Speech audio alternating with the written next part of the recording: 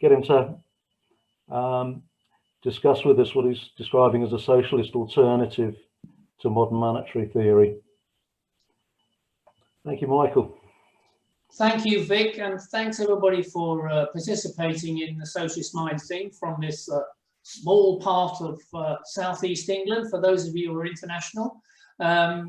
It's these days, as Vic was saying earlier, for the first time, it doesn't really matter where we are in the world. We can now communicate in this with the new technology and discuss and spread ideas so that we can understand what's happening in the world better and take action against it. And the particular subject tonight, modern monetary theory, has one that's become extremely popular in the recent years, since the Great Recession in particular, and the slump in 2008-9, and the terrible austerity measures against working people in public services, on their wages and on taxes and so on, and government cuts, which many governments imposed after the end of the Great Recession. And the argument that they had to do this to get public debt down, they had to balance the budget and so on. And so looking for an argument against that has developed this idea from a group of economists, mainly in the United States, but also in other countries, which they've called modern monetary theory, to argue that if we understand the process of how money circulates in a capitalist economy, we can utilize that understanding in order to actually turn things around, to end the myth about austerity. Stephanie Kelton, who's one of the leading exponents of modern monetary theory, an American advisor to Bernie Sanders in the past, wrote a recent book called The Deficit Myth, in which she seeks to expose the idea that you cannot run budget deficits indefinitely in order to bring about full employment and improve the lot of labor. And she argues against that idea. She calls that a myth. And behind that lies the modern monetary theory, as it's called. A monetary theory which is applying to modern capitalism to show that it is not necessary to balance budgets, to hold the debt down. We can expand the economy, a capitalist economy, without doing that. Now I wanted to deal, that's the positive aspect in a way of modern monetary theory, but I want to deal with, if I can, give you a balanced view of how I see it from a socialist or a Marxist point of view, about whether this really does provide us with an alternative to the theories of the mainstream economics of the market, not having a role for the state, for preserving the interests of a balanced budget, not taxing capitalists too much, not spending too much government money in order to improve the economy, and relying instead upon the market, on the expansion of the capitalist sector. So I'm going to share, as I always do, for those who might know me before, a series of graphs to help us understand what I'm arguing here. So I'm just going to get those up if I can.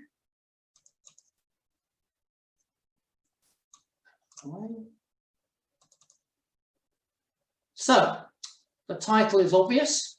I'm going to debate the question between modern monetary theory and what I call modern Marxist theory, two MMTs if you like. Now, MMT says that you can reverse austerity, as I said before, without threatening capitalism, like Keynesian deficit financing.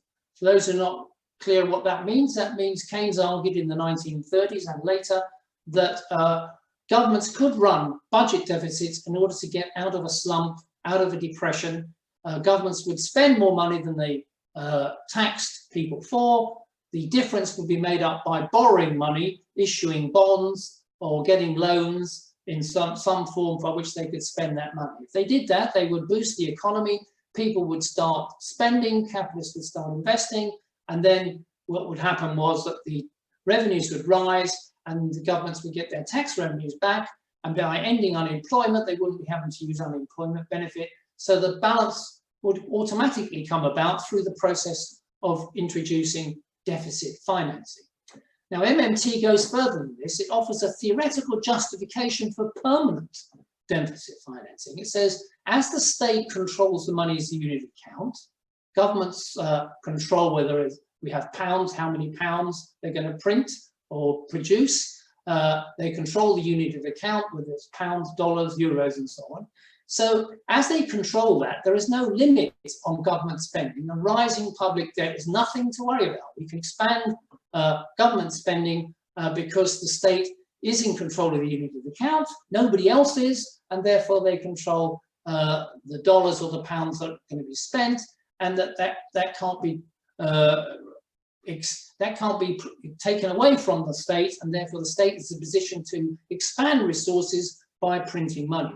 The only constraint is, according to MMT, is that when the resources run out, in other words, when you completely maximize the capacity of the factories, the offices, the productive resources, and the employers, there's no more workers left to employ, you've got full employment. If you go on with the deficit and spending more, then you could cause inflation. At that moment, when you have full employment of all the resources, then it's time to tax that away, to stop issuing more money, and to tax actually money off the workers and the capitalists that you've given it to in the first place. So fiscal stimulus can be the solution to our problems of depression, of great recessions that we've seen, the slumps we have now under the COVID pandemic. What we need is a massive increase in fiscal spending in government spending, and we should maintain that until we have full employment and the capitalist economy is going. That's all we need to do, is more government budget deficits. The difference between the old Keynesian view and the MMT view, which makes it modern apparently, is about whether these deficits of government spending over taxes can and should be financed by issuing government bonds for banks to buy or for individuals to buy. When you go to a national savings certificate, in effect, you're buying a government bond in the UK. So the government is borrowing money by issuing that bond.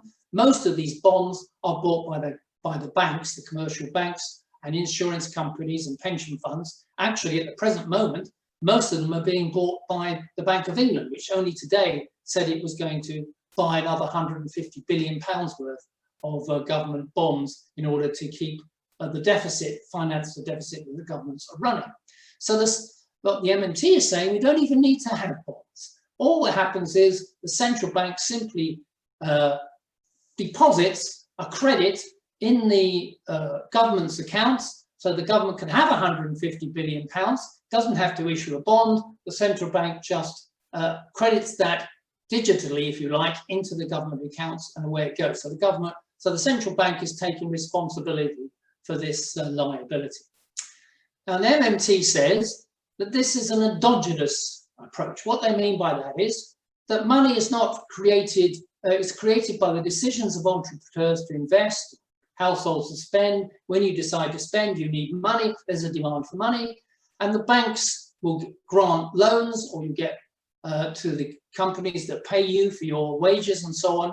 And so the banks create money. The banks create money. The money isn't created and then the banks lend the money. The banks lend the money, and so money is created, and that's issued by the state. How's that money created? If the bank lends you money, you put it back into the bank as a deposit until you spend it. So in fact, what you've done is the bank have increased loans by, say, £10, and you put the £10 into the bank, so the deposits increased it. So the bank has created that deposit of £10.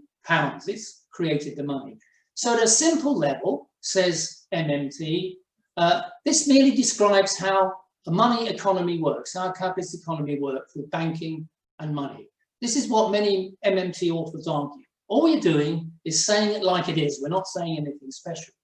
But that's not really true, because money, according to the MMT, is not really endogenous. After all, it's not created in the process of circulation between the banks and the capitalists investing and household spending. It's actually created by the state itself. The state controls the unit of account. It decides whether there are pounds or not, or dollars or not, and therefore it produces that money, and it gets that money back through the payment of taxes by the people who get that money. The state can force taxes out of citizens because it's the state, and it can decide the nature of the legal tender because it's the state that serves for money. So money is really a product of the state. It's not a product of capitalist exchange. It's not a product of the circulation of money as people buy and sell or work and so on for wages. So as Stephanie Kelton says in her book, it's the state's ability to make and enforce its tax laws that sustains the demand for them, which in turn makes those dollars valuable. So the state creates money, therefore we can create as much money as we need in order to spend on the economy and get the economy to full employment. This comes from an old idea from a German economist of the 1920s, George Knapp, who said that money is a bit like a card or a token, chartalism, that money has emerged in modern economies as a result of the state needing to spend and so needing to invent a unit of currency that can tax people in. So the demand for money by people has been created by the state in order to pay taxes to the state. And that's how, when the money is created and taxes are then enforced upon people, then the money that's been created and handed to the people, the households and the capitalists, then comes back. It's destroyed, if you like, by the taxation of the state. So the circuit of money under MMT is this. You've got state money, the state creates it, it gives it to non-state entities, households, capitalists, and then it taxes those capitalists and gets the state money back. So it injects money into the private sector, and that money is then reabsorbed with a collection of taxes. So if a government runs a deficit and spends more than it receives in taxes, the non-state sector then has a surplus which you can use to invest, spend, and employ more. The state deficit thus can be financed by creating more money. Taxes are not needed to finance state spending, which is the way most people think. People think taxes are being raised because governments are spending. No, taxes, according to MMT, are generating the demand for money. Because you know you've got to pay taxes, you need money, and so the state creates money for you. See, that's almost a back to front argument, but that's basically what they're saying. So you can see the state controls the unit of count, it can control the money economy, and it can spend these units without having to rely upon keeping a balanced budget. How does that differ from a Marxist theory of money? Let me argue this. Marx argues that money actually doesn't emerge because the state creates it, but it starts from the big process of communities beginning to exchange commodities between them, products between them that they need, whether it's cows for gold or pigs for a cloth and so on a very primitive level, at a barter level. Eventually you get the process of something that's universally accepted by different communities in exchange, either within the community, between different people, or between other communities, so that you get a universal form of exchange in money. It could be gold, it could be silver, later on it's paper notes, and now it's just bank deposits. So the state merely validates that money form. It defines what that unit will be, whether it will be a pound or a dollar. But it doesn't invent it, as the MMT claims. As Marx says, money comes out of the process of exchange, in which different products of labour are in fact equated with each other and converted into commodities. And the transformation of those products of labour into commodities is accomplished with one particular commodity, which is transformed into money. As I say, it could be anything, but these days it's just digital counts. As Marx says in one of his books, money does not arise by convention any more than the state does. It rises out of exchange and arises historically, naturally out of exchange. It's a product of the same. So banks create money or credit a part of this process of capital accumulation, but not as something that makes finance capital separate from capitalist accumulation. It only comes about because of the exchange of commodities, and then eventually it comes about through the exploitation of labour. So the Marxist theory of money reckons that the demand of money is ultimately set by the pace of the accumulation of capital and capitalist consumption. So how much money is demanded depends on how much is being invested by capitalists, how much is being spent by workers, and how much is being spent by capitalists on their articles of luxury. Now, I just want to, if I've got time, just want to tell you what happens in Stephanie Kelton's book, The Deficit Myth. She has an epiphany. She says at one point she didn't understand modern monetary theory, but she went to see the father of modern monetary theory, a man called Warren Mosler, a hedge fund manager, and she spent the weekend with him at his house. And he explained to her how modern monetary theory is so vitally important. And this is what she found. She met the father, she visited him, he explained he got his children to do their chores by insisting that they must be taxed. And if they could not pay, then all their privileges would be withdrawn. His tax took the form of business cards. This was his unit of currency, representing the state within the Mosler household. In order to get these business cards, which they needed, the children, otherwise they'd be taxed for these business cards, the children had to carry out tasks. Thus, the Mosler state household created money, business cards, which the people needed in order to pay taxes, the children. Kelton was overwhelmed by this proof of how the monetary system works, quote, and became a convert. And as the old saying goes, converts can be even more fervent than the original prophets. She is now the loudest supporter of that in America. But let's think about it. The Mosler household was not trading with other households and exchanging goods and services as they were. Then the business cards that the Mosler household had would represent exchange value between different households. It would be universal, not just some labor time involved within the Mosler household. The cards would have to be acceptable as a representation of labor time in other households. You'd have to have a universal quality and trust. So Mosler, as the state in the Mosler household, couldn't decide that internationally or beyond his own little area. As Marx explains, having labor chits is not money and cannot operate as money in a capitalist economy where production is for exchange, not for consumption. The production that made by those children was not for exchange, but simply in order to get the business cards that they required. And let me give you a modern example, which is happening under COVID. Airlines have cancelled flights in the COVID lockdown, and they're avoiding refunding customers with money or dollars. Instead, they're offering vouchers. Now, anybody can see that these vouchers are not money. They're universal representation of exchange value of all flights and all commodities is money, but merely these vouchers are tickets with that particular airline, and so worth only the dollar price of trips with that airline alone. So inside that one airline house, the Mosler house, the airline house, these vouchers are money, but nowhere else. So the epiphany that Kelton's had isn't really explained how modern monetary theory will lead to the position where money can be used universally and without limit. Because in my view, money only represents value if there's value in production to back it. Increased government spending from creating more units of account, dollars, cannot create that value. Indeed, some government spending can destroy value. So not all government spending is useful, like arms and leading to war. Productive value is what gives money credibility as representing value. A productive private sector generates domestic product and income that can give government currency credibility in the first place. When that credibility is not there, then the trust in the state's currency can disappear fast, as we see in Venezuela or Zimbabwe or Turkey right now. So the problem with MMT, this is the crucial point, the problem with MMT is it ignores the factor of the social structure of capitalism.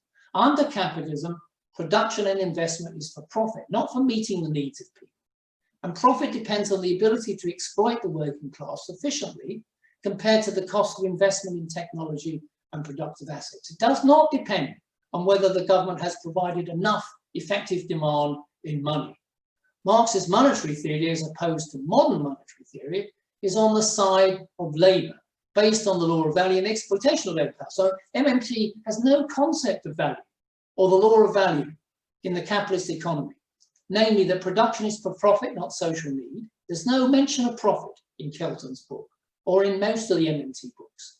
Production is for exchange value, that is for money, not for use value, based on the exploitation of workers in production, not on the creation of money for taxation, as MMT argues. Profit does not touch the sides of the MMT people.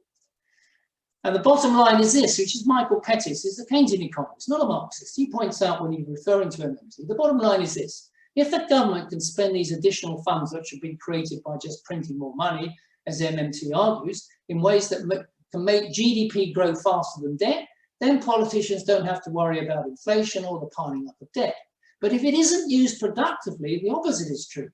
So creating or borrowing money does not increase a country's wealth, unless doing so results in directly or indirectly in an increase in productive investment.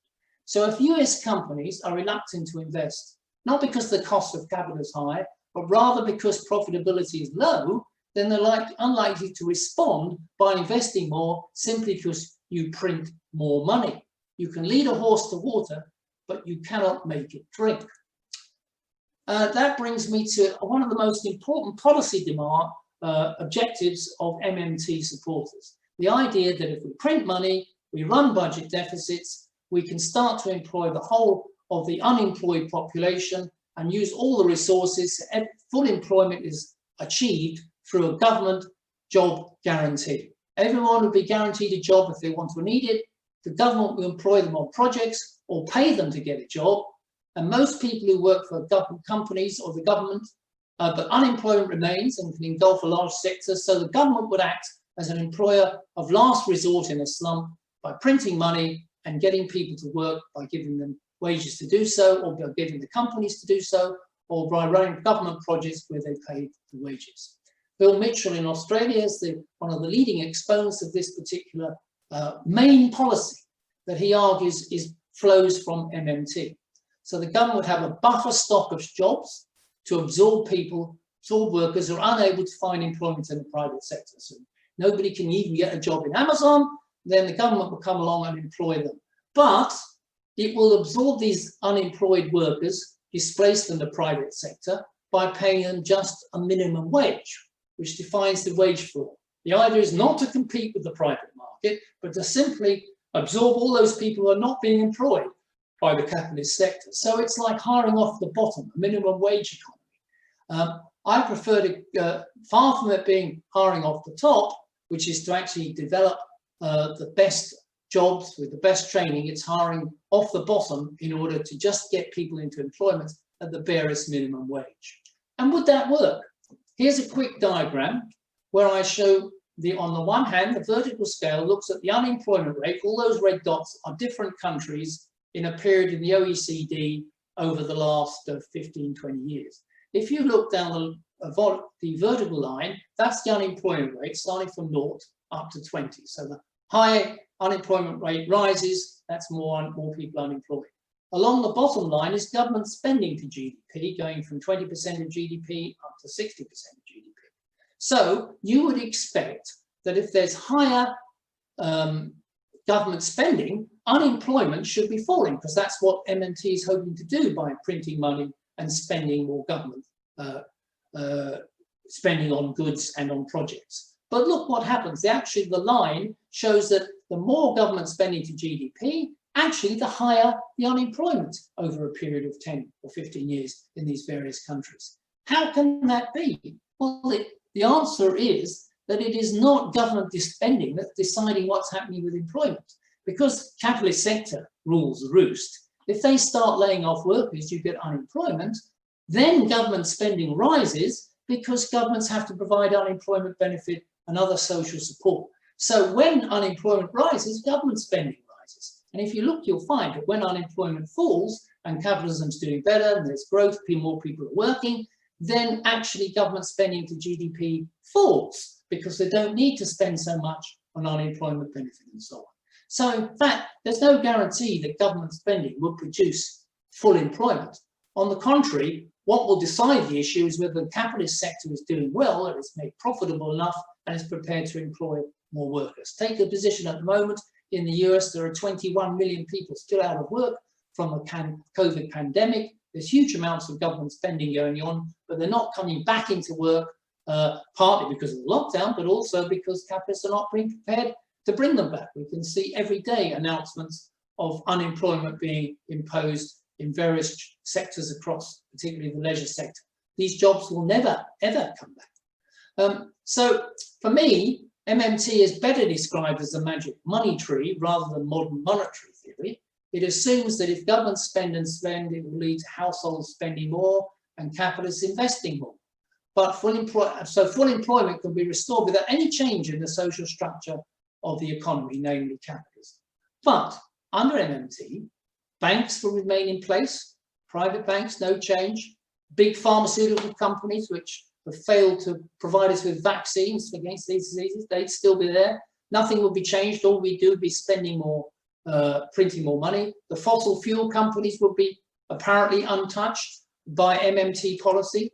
All the big companies, like the big tech companies that are making huge profits at the moment, will remain untouched. The stock market would roll on. Can capitalism really be fixed just with the help of the state financed through this magic monetary tree when nothing has changed in the social structure of the economy as a whole? Where the capitalist sector, which dominates investment and employment rather than the state, can the state's printing money and running budget deficits really turn that around when not the social structure is unaltered? I don't think so. Unless you change the social structure, the policies of government projects and spending will not work. It's the other way around. MMT reckons that government spending can be expanded to any level necessary to achieve full employment through the issuance of money, without any reference to the productive activity of the non-state economy, the profitability of the capitalist sector. MMT regards capitalism can be saved and achieve harmonious growth and full employment, what Marx would call through the tricks of circulation. So just money printing apparently would solve the problem. But by not understanding that MMT is ignoring and hiding the social relations of exploitation of labour for profit. By selling this story, it's a snake oil, a myth of MMT rather than just the myth of the deficit.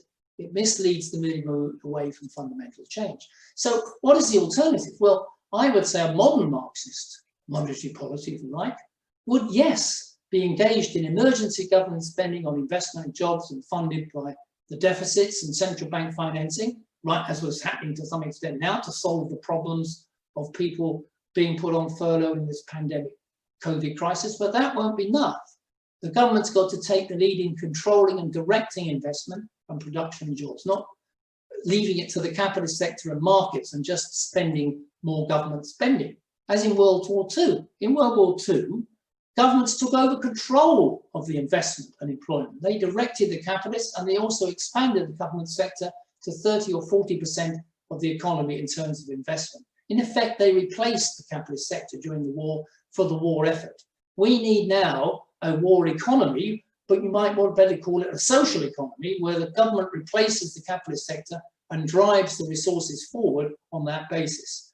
That would mean public ownership of the major banks and strategic industries in the major economies around the world. Then you've got the resources to expand for a fully public health service and education system, publicly owned building corporation for housing, universal basic services free at the point of use, all the things which I'm sure supporters of the MMT want as well, but they fall short of being able to deliver that through just looking at MMT.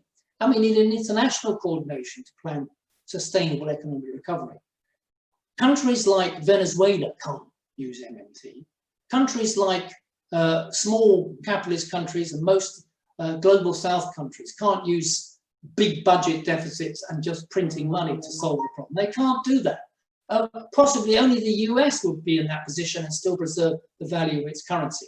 But even the US, as we can see, is not on its own. No country is an island in this world now, and that requires organization, international coordination.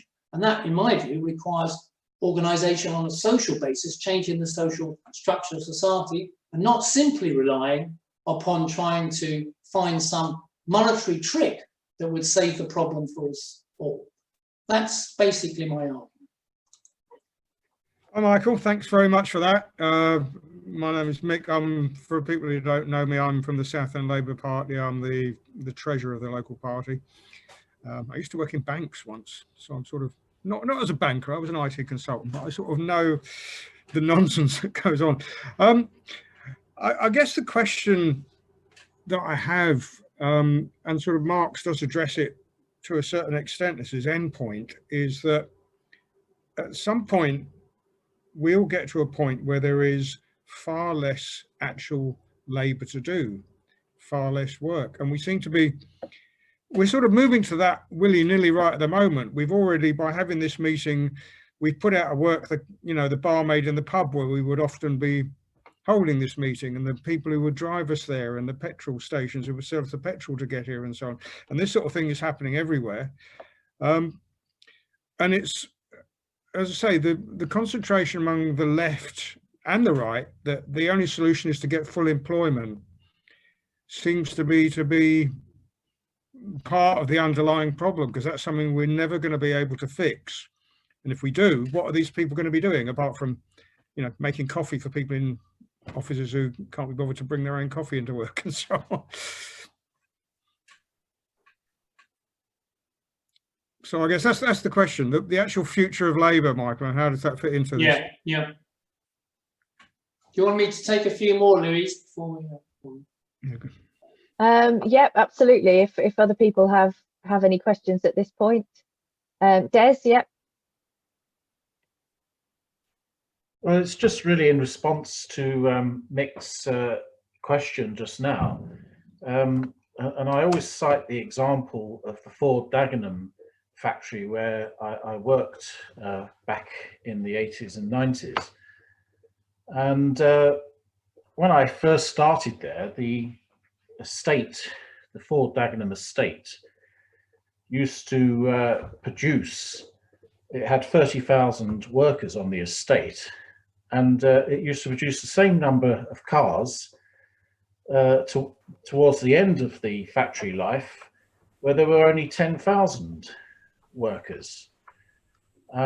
So what had happened is there was a 2/3 reduction in the workforce, but producing the same number of cars. But of course, our working week wasn't reduced by that amount. It was we were still doing the 40-hour week, and all it meant was that there was 2/3 of the workforce were no longer employed, and therefore couldn't afford to buy the cars that we were producing. So really the answer would have been for a shorter working week. Now we did fight for the shorter working week. That was part of our wage demands against the company.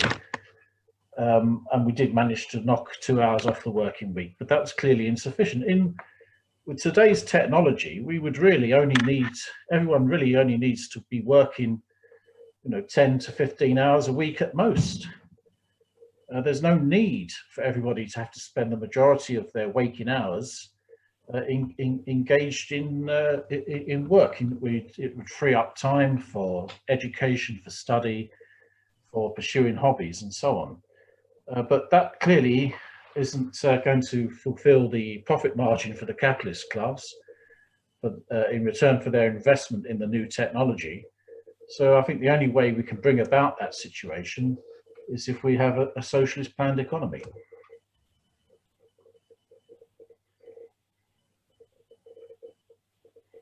Yep, I can take another question. Sabrina has a question.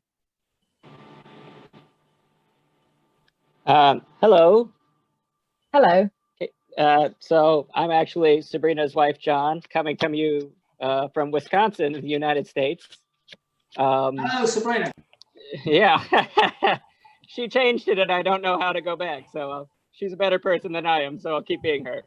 But to return it kind of to the question of MMT, for me, it ends up being a rhetorical device of sorts, particularly in the US, to get people away from the concept of the federal government as a household style budget, and to make people realize that the myth of austerity has been that to the people working in the Treasury or the Fed or working on security desks for large banks, and to start to realize operationally how money actually works, and kind of remove it as a veil, to think how are we going to pay for things, to focusing on the real resources and the actual structure of production. And as you say, the capitalist system will not allow many of the programs that MMT advocates for, because of, for example, like Kalecki has said about the issues of full employment cannot be allowed under a capitalist system, and can kind of help people break out of one paradigm and shift into another, and possibly be more open to the concepts of like a public bank, or to start to see in the moment of the pandemic to bring up, you know, the experience between the US and China, where China was able to maintain social isolation and provide financial assistance to the economy, or even through their banking system to fund, you know, whatever kind of development they want, and not necessarily worry about how to structure it under a capitalist economy.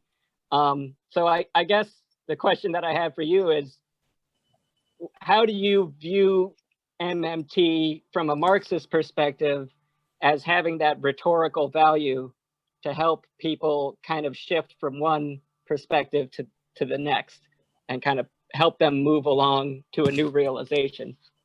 Thanks.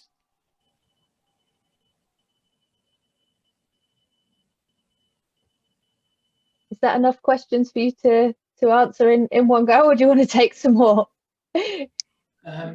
Well, I could do those. I can see there's some others on the chat line too. So I'll pick those up as well. Both Mick and Des are making the point about you're in a situation now where, in effect, when we're talking about trying to get full employment, in many ways, a modern society, a modern economy doesn't need to make people work 40, 50 hours a week in order to get a living. We have the resources and the facility and the technology to raise the productivity of labor and to get the fruits of that productivity of labor for the people who are doing the laboring, not for capitalism, so that we're aiming at reducing hours and creating conditions where you can provide public services at minimal cost or even zero cost, what I call universal basic services. We already have some in some countries.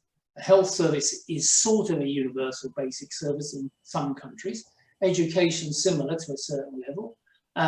And increasingly parts of transport are becoming universal basic services. So we have the ability to move to a position where we can provide basic services for ordinary working people and not just provided to expand the profits of capitalism itself. But that means changing the structure, social structure of the economy as we have now. We cannot move to a position of less toil and more work. That's the way I like it. I see it as we're aiming to reducing toil, working for a living, so that we've got time to work as human beings in a more rounded proposal or parable of activity, as Des says, maybe hobbies, but maybe other things that we want to expand, to use the resources and intelligence and skills of human beings to improve society and the environment and all the rest of it, rather than toiling away to produce the profits for capitalism. So that seems to me an absolutely vital part or result that will come out of a transformation of the social structure of society. The problem with MMT is that I don't think it addresses that issue. John is absolutely right to say, of course, that in a way MMT points out, as Stephanie Kelton does in her book, that it's a myth that you can't run government deficits and you don't need to have a government which is has a household budget, namely whatever money you've got is all you can spend and you can't borrow. But even for households, that's not true, because they can borrow. They borrow for houses, they borrow for cars, they borrow for big ticket items, which they hope to pay back gradually over time. It's exactly the same. So it is a myth that you can't run deficits. But that is all, it seems to me, that MMT is offering us. It's not offering us an alternative to the way in which capitalism is being run at the moment, making its work hours, causing regular and recurring crises in production and investment. MMT says nothing about why we have crises, why we have unemployment. All it says is if you spend money and run deficits, you can get rid of unemployment and you can expand to do things like the Green New Deal, which somebody's mentioned, in environment and so on, and perhaps pay a universal basic income to people as well. These are all the things that would flow from extra government spending, but it doesn't explain why there's been a slump and unemployment in the first place, what's causing that, and what Marxist theory says, and what Marxist monetary theory says, is that those crises are coming about on a regular recurring basis, precisely because capitalism decides to reduce investment, to stop employing people, to lay off people, because it's no longer profitable for them to do so. They go through these cycles of boom and slump, where profitability is the driving force. And unless you change the social structure where you produce in an economy and provide the resources and the time for people,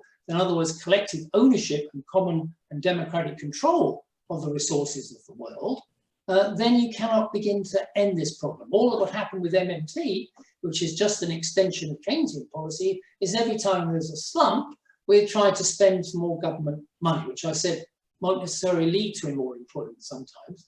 But even if it did, it doesn't solve the problem that you could then end up in another slump in 5, 10 years later as a result of what's going on in the capitalist sector, which continues to dominate the economy. MMT has nothing to say about getting rid of the capitalist sector as such, where, as I say, Stephanie Kelton, Laura Mosler, the leaders of the MMT theory, says it's just explaining how money works under capitalism. It's not taking an ideological position. Well, frankly, I think it should take an ideological position. We need it to take a position for Labour against capital, not just say, well, capital operates like this and the state provides it money to operate like this. Actually, it's not true with all MMT theorists. Some of them do take a social position. Bill Mitchell takes the view that we should move towards changing the social structure of the capitalist economy. But it's not part of MMT theory as such. That's just his position. Stephanie Kelton has no socialist position in America. She doesn't advocate a socialist transformation of society. She merely advocates government spending through the printing or the expansion of money supply, and that will solve employment and provide us with resources. My view is that that is a false assertion. It won't succeed. So on the one hand, MMT might provide you with an opposition to the idea of austerity, perhaps, but the better opposition to austerity is not to be confused by imagining that the tricks of circulation or monetary expansion would solve the problems of capitalism and take us forward to a society where we work less, produce more, and distribute that for the benefit of people.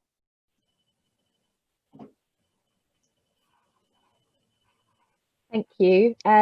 I think Victor has a question. Yeah, right. Hello, Michael. Thank you for a great lecture. So my question is, if we oppose MMT, what would be a good solution or maybe a way to go for countries like Ukraine, which is considered like the most northern country of a global south, so to say, and is largely dependent on imperialist countries and some sub-imperialist countries. So yeah, what would be a way to go for countries like this? Yeah, thank you.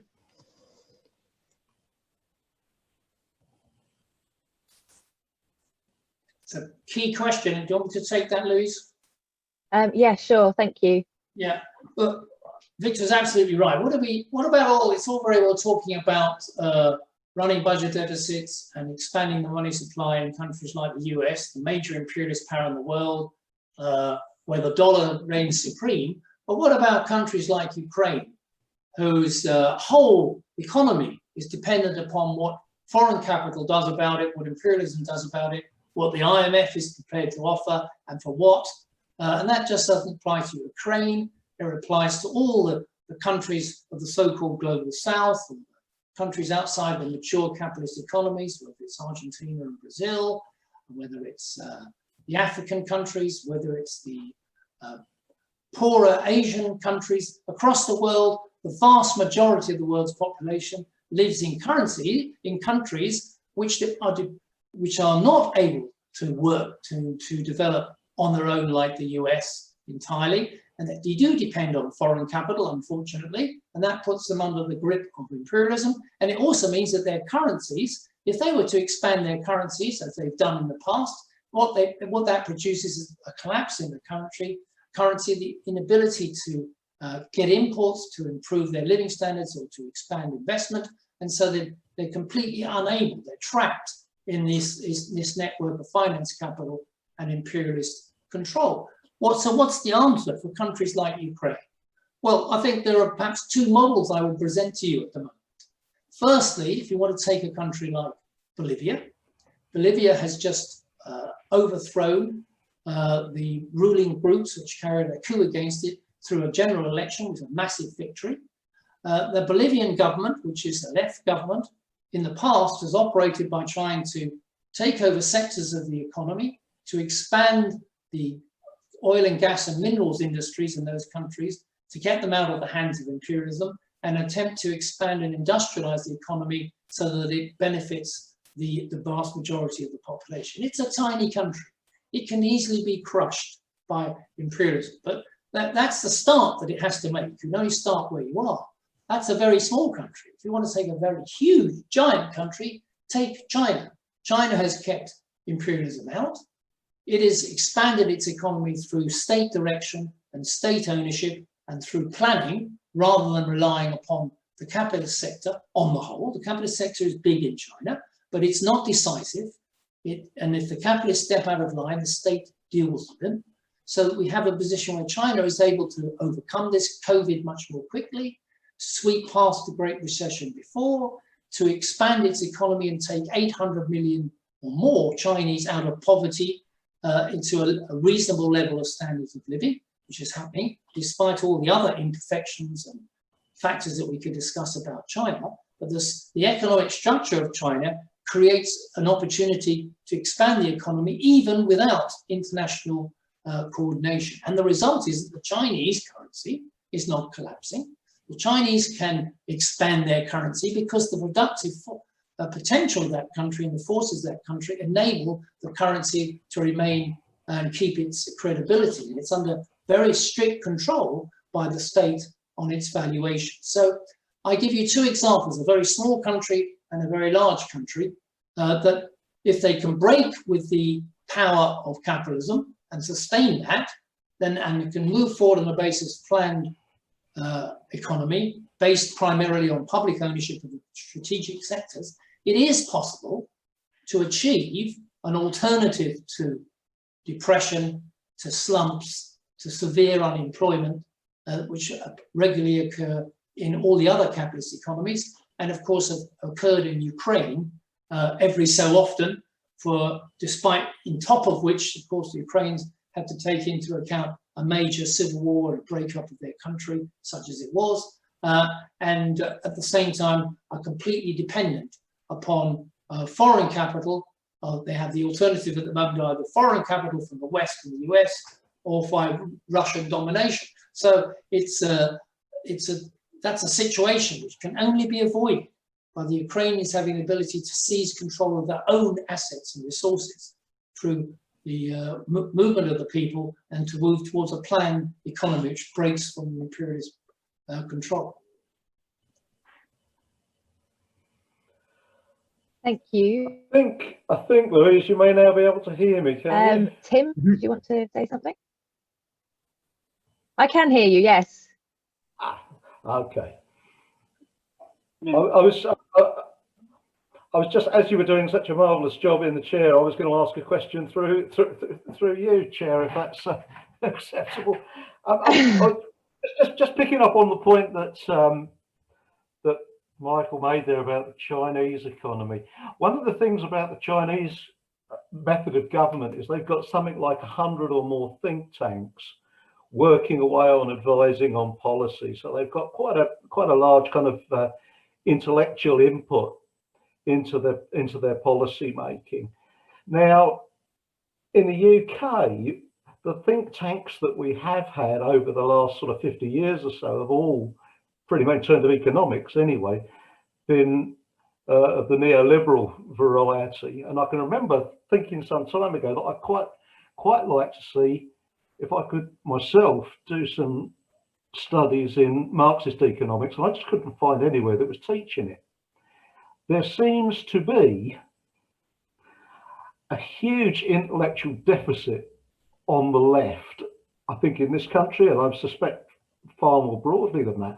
And I just wonder, Michael, if you're beginning to see any change, any pickup in that, any movement towards it? Because, you know, okay, there's been Thomas Piketty's book and a few other things, but I don't, maybe I'm missing something, but I don't see a huge kind of movement towards this kind of intellectual re-examination of what's going on economically.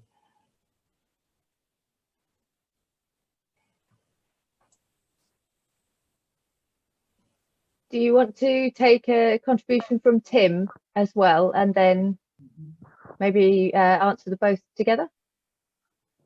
Yep. Yep. Tim?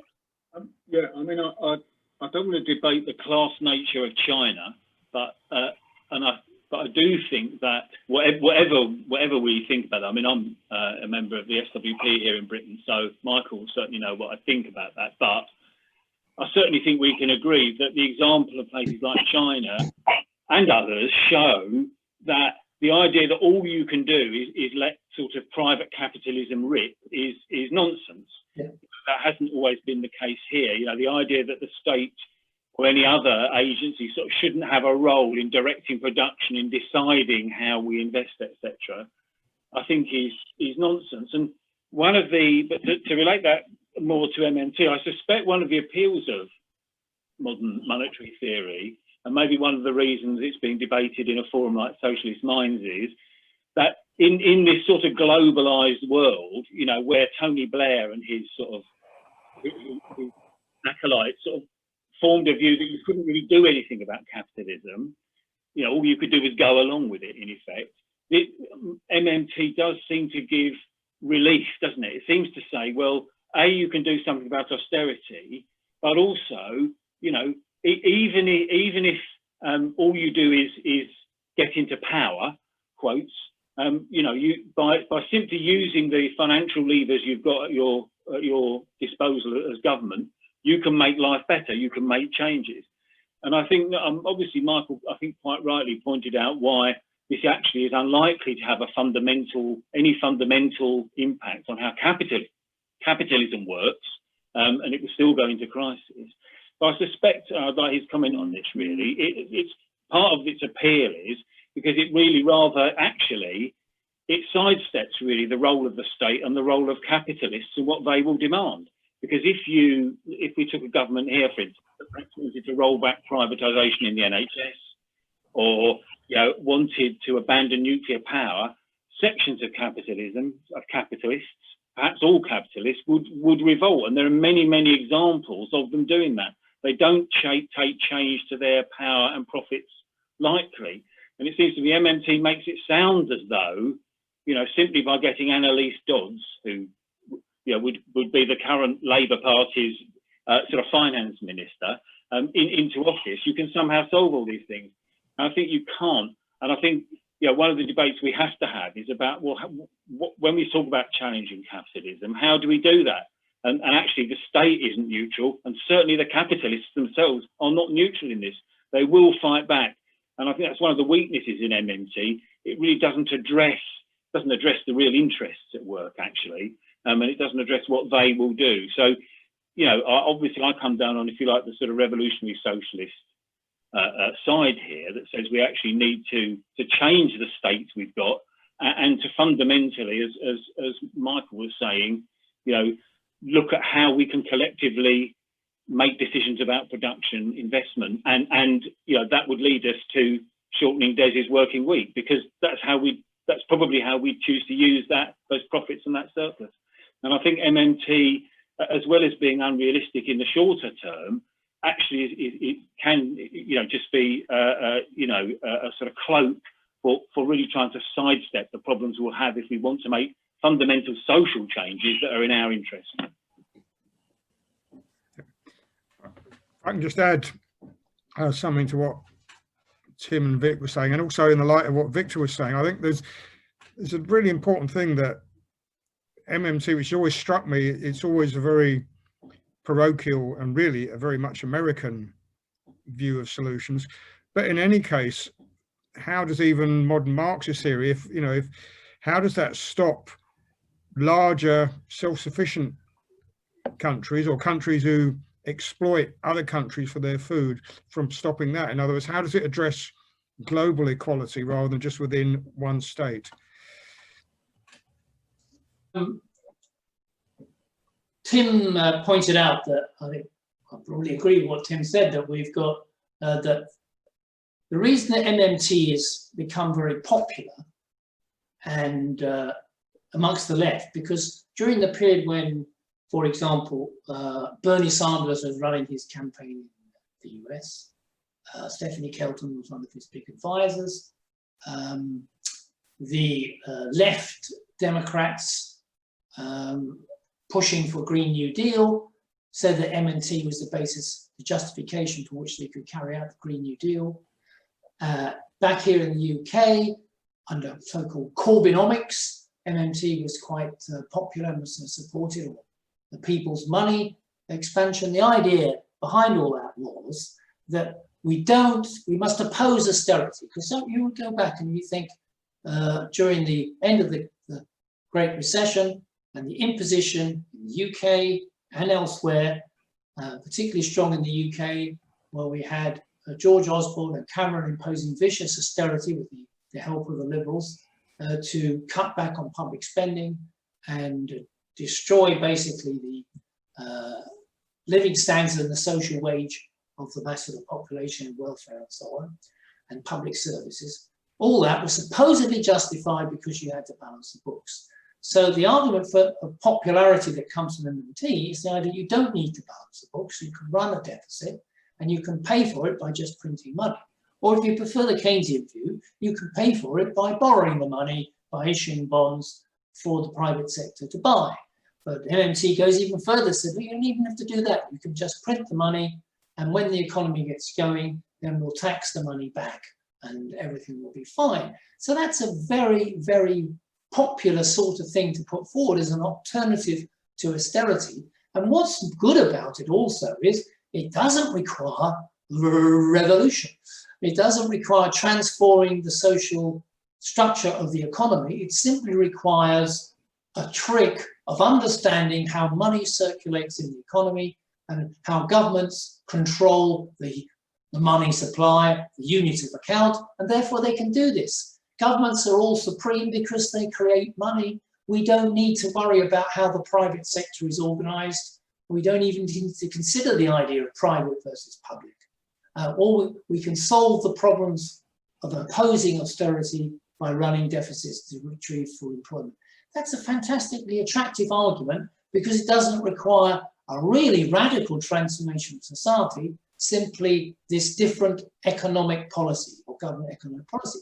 That makes it very powerfully popular, which is why it got a lot of support, I think, amongst the left, both in the United States here, not so much anywhere else, as I think Tim said that it, or was it Mick said that it's very American oriented.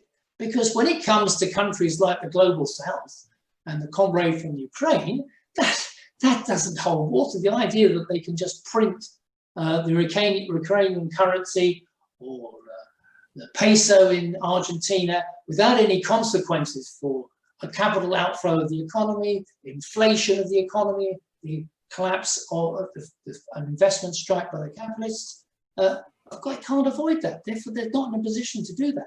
At the moment in the COVID, there's big fiscal deficits being spent by the major economies of the advanced world, the US, UK, Europe, and so on. But in the global South countries, it's much more difficult to run big fiscal deficits because they open up with probably, they can't just print money, but which is what they're doing, without also causing the position where their currencies have collapsed. And most of their currencies have gone down hugely against the dollar, which means their external debt is rising and their ability to pay that debt in the future is going to be worse. So modern monetary theory really doesn't offer anything for these countries, and frankly doesn't offer a permanent solution, or if you like, a really transformatory solution to the issues that bring about unemployment, bring about austerity. It merely makes this point that we don't need to have austerity. And that's why it's popular, because it's not sufficiently revolutionary that it threatens the whole nature of society. And to answer Vic's point, that's why Marxist economics doesn't appear in any universities much anywhere in the advanced capitalist world. In a handful of universities in the UK and the US, is there a Marxist economics course or any Marxist economists that actually lecture on Marxism, educate students on Marxism? Even what is called, by the way, in academic circles, heterodox economics, which is the idea, it's a mix of everything, of Marx, Keynes and others, anti-austerity type economics. Even that has minimal influence within the universities of the major economies around the world. There's more influence in the global south economies in the universities there, where there is a lot more of a fervent of looking for alternatives, because there has to be, because there's no alternative. The idea of using Keynesian policies or MMT policies in Argentina or in Brazil or in the Sudan is just out of the question. It doesn't make any sense at all. If those countries are to improve, if Ukraine is to transform itself, it won't be done through MMT and running budget deficits. It would have to be through taking over the social structure of the economy, ending the control of the tycoons and the cronies which run on the top of these economies, controlling the mineral and other basic resources that these economies have got. That's what needs to be done. And in my view, that applies just as much to the advanced capitalist countries as well. In fact, if they would make a social transformation, then we're in position really to start to transform the areas of work and conditions and services that MMT people want to do. They want better public services. They want full employment. Yes, but it would be a mistake to see MMT as the solution to achieving that, even on a temporary basis, let alone a permanent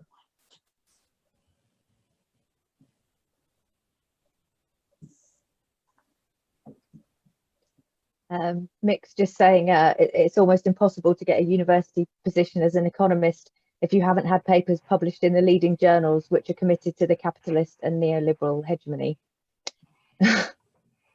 Well, luckily, I managed to get the word hegemony in there. I've written lots of papers, but in my case, I never was an academic economist, which is perhaps just well. I was a professional economist working in a series of banks, delivering reports about whether the dollar was going to go up or down, or whether we should buy this bunch of stocks or sell this bunch of stocks.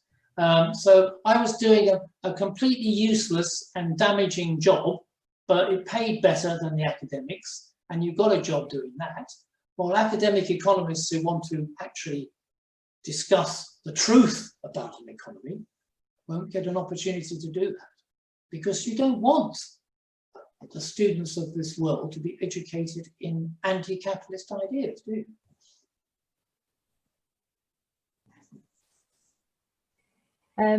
Shahid's put a question in the chat, but do you want to ask it, Shahid, or would you like me to? How MMT? Yeah, it was just a basic question that how MMT address the issue of the inflation, because one of the very objection comes on theory of the MMT that how it will control the inflation. I have no fiscal background. I'm just a common man, but it will be interesting answer for me. Thank you. Yeah, well, the mainstream economists attack MMT by saying that if you just print money, you're going to cause inflation. MMT say, no, that's not the case, because there's slack in the economy.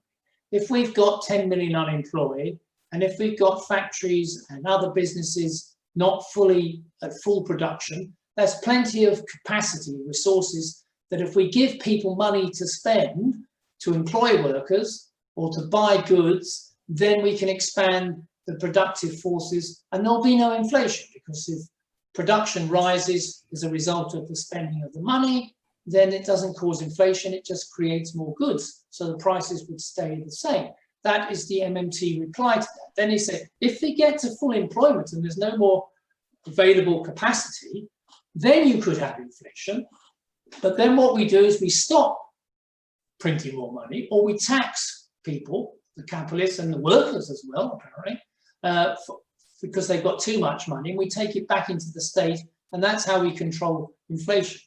My argument against that, well, basically what we're saying is the capitalist system stays as it is, so we're going to try and manage the capitalist economy. We're going to print some more money for the capitalist economy, when it's overheating, we're going to take the money back through taxation. So we're going to be continually managing between not too much taxation or deficits, basically Keynesian management of the economy, which was what used to be advocated in the 50s and 60s.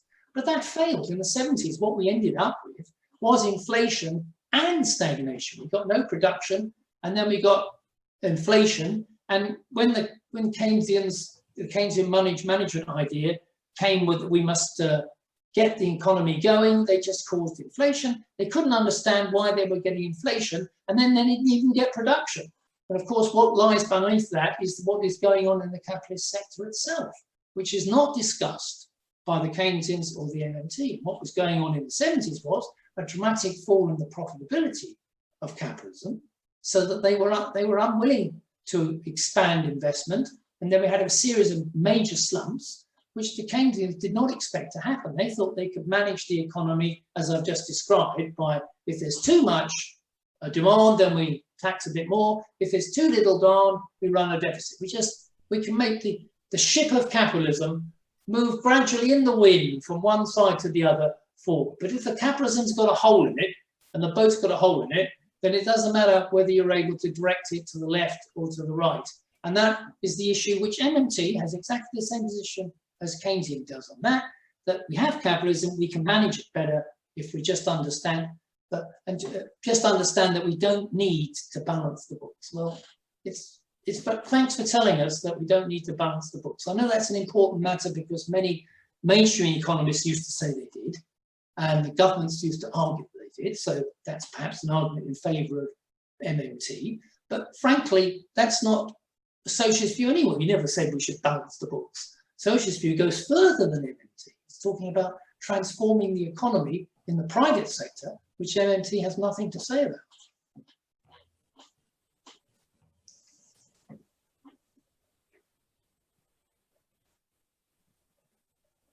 Are there any other comments, or Vic, do you want to say anything as you're back with us? Well, I mean, there was a question that was certainly crossing my mind. I've always viewed the problem in the 1970s as a consequence of the dollar coming off of the gold standard, and if you like, opening up that sort of neoliberal period. As currencies start to move in the market, they become subject to demand, and then of course, because oil is paid for in dollars, you got the OPEC crisis, and it's sort of coming from there. You then had to go to borrow to the IMF. But what you seem to be saying, Michael, is that there was actually something inherent within Keynesianism that was the problem. And I think that's an important distinction and an important point that you're making, because I think there's still a lot of people on the left in the UK that think if we can go back to the old Keynesian way, yep, we can solve the problems.